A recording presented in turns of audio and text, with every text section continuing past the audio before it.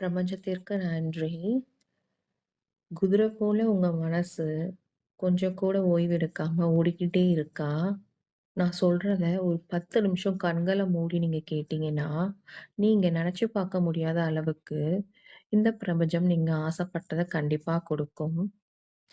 நம்ம வாழ்ற இந்த மனித வாழ்க்கையில நெறைய பேருக்கு பிரம்ம முகூர்த்தத்தின் அதிசயத்த பற்றி விழிப்புணர்வு இல்லாதனால தான், அவங்க வாழ்க்கைய அவங்க கண்ண கட்டி காத்துல விட்ட மாரி வாழ்ந்துகிட்டு இருக்காங்க.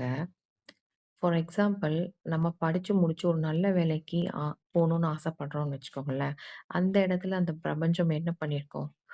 இன்டர்வியூன்ற ஒரு கதவ நம்மளுக்கு செட் பண்ணி வச்சிருக்கோம். நம்ம மனசுக்கு பிடிச்சவங்க கிட்ட நம்ம தயக்கம் இல்லாம பேசணும்னு வச்சுக்கோங்களேன். பேசணும்னு ஆசைப்பட்டா வச்சுக்கோங்களேன். அந்த இடத்துலயும் பிரபஞ்சம் ஒரு கண்ணுக்கு தெரியாத கதவ நிர்ணயிச்சிருக்கும். பயம், பதட்டம்ன்ற அந்த கதவு. அதே மாரி தாங்க. நம்ம வாழ்க்கையில நம்ம நேரடியா பிரபஞ்சத்துக்கிட்டயே பேசணும்னு வச்சுக்கோங்களேன். அதுக்குமே ஒரு கண்ணுக்கு தெரியாத ஒரு கதவு இருக்குங்க. அந்த கதவு திறக்கிற நேரம் தான் இந்த 3 டூ 5 பிரம்ம முகூர்த்த நேரம்னு சொல்லுவாங்க.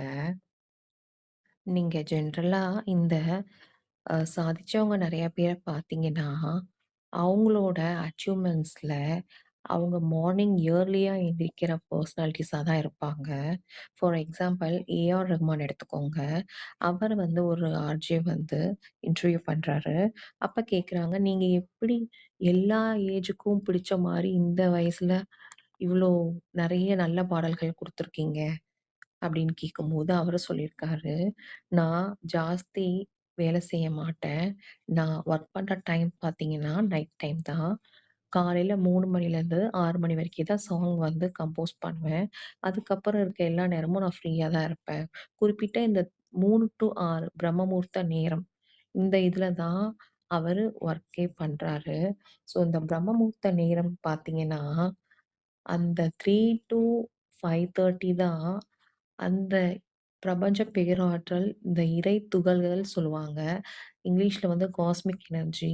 இந்த மாரி 3 டூ 5:30 டூ 6 இந்த டைம்ல தான் அது ஜாஸ்தியா பிரம்மத்திலிருந்து பூமியை நோக்கி துகள்களாக வெளிப்படும். சரிங்களா?